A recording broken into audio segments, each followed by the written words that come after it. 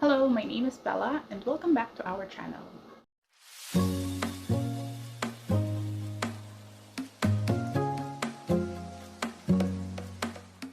This channel was created to share with you our experience and learnings on our immigration story from Philippines to Canada. On our previous video, we showed you how we looked for a job in Canada while we were in our home country. In this video, we will show you how we created our resume. Before we go through the resume itself, here are some tips to make your resume in Canadian format. Number 1 is to create a professional email address if you do not have one yet. Please do not use something like this. You may use your first, middle, and last name to create a professional one. A professional email address gives your application a professional demeanor, and so the recruiter and hiring managers will take your application seriously. Number 2 tip.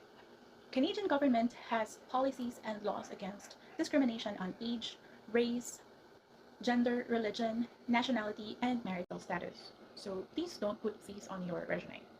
In connection to that, do not put your photograph, as this can be a way to identify age, gender, nationality, race, and religion. Number 3 is we need to have it simple, organized, and consistent. Just a page or two, using simple text and fonts, and it is important to use bullet points for easy reading. As for the content of the resume, we show the following information: contact information, summary of qualifications or highlights, work experience, education and training, project and certification, volunteer work. We did not put any references on our resume. However, after the final interview with the employer, they asked for references, 3 references, and their email addresses. They reached out to each of one of them, so make sure that you inform your references about your application. So this is the template we used for our resume. For contact information, this is pretty much straightforward. Just again, please use your professional email address and link to your LinkedIn profile if you have one. Next is summary of qualifications or highlights. This is the first part which the recruiters would see or read. This is where we should capture their interest to our profile. This is where we could make a great impression. So we start this part with our number of years of work experience relevant to the job, to show that we are well experienced in the industry. But if I have less than 3 years work experience, I would put this part at the bottom of the summary, or would not put it at all. And then we showcase our skills and competencies, skills that are required for the job position we are applying for.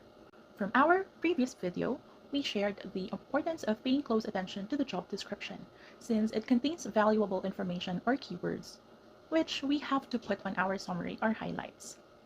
This is also the part where we customize our resume, since we applied for positions where we think our skills and work experiences would fit. We tried to apply for a team leader position for financial industry and for an entry-level customer service position. Here you would see the differences between the two summaries.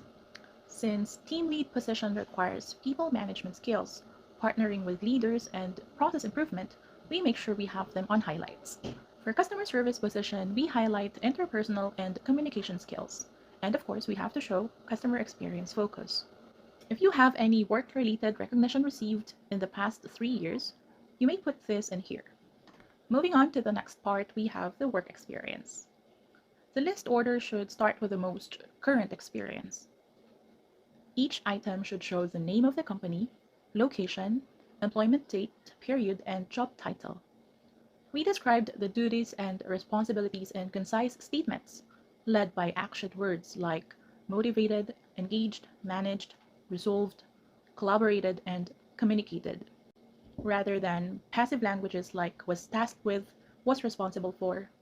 We focused on those skills and strengths that we possess and that we have identified as being important to our fields and to the position we are applying for by incorporating the industry keywords.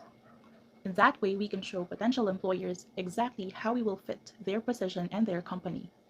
We limited the description to 3 to 5 most important points. And then we have education and training. This is where we feature our highest diploma or degree. as well as the name of the institution and location. We also include any advanced or specialized training or courses that we have taken that are related to the job. The sections for project, certifications, and volunteer experience are optional parts that you can include on your resume. This is where you can further showcase your work-related achievements and relate yourself to company's culture. For example, if a company's website mentions that community and collaboration are important, you can incorporate those ideas into your resume. If you were a volunteer for a cause that the company values, like environment or educational causes, you can put that on your resume. Connecting your personal mission with theirs shows that you are in sync with the company. Since getting a job offer in Canada is extremely competitive, I would emphasize these last two tips. Review your resume for mistakes before submitting it. Take time to perform spell and grammar check. And review all the information you provided for accuracy. If you are a recruiter who reviews two candidates, given the same level of education and experience, but the other one has consistent spelling and grammar lapses, which one would you choose?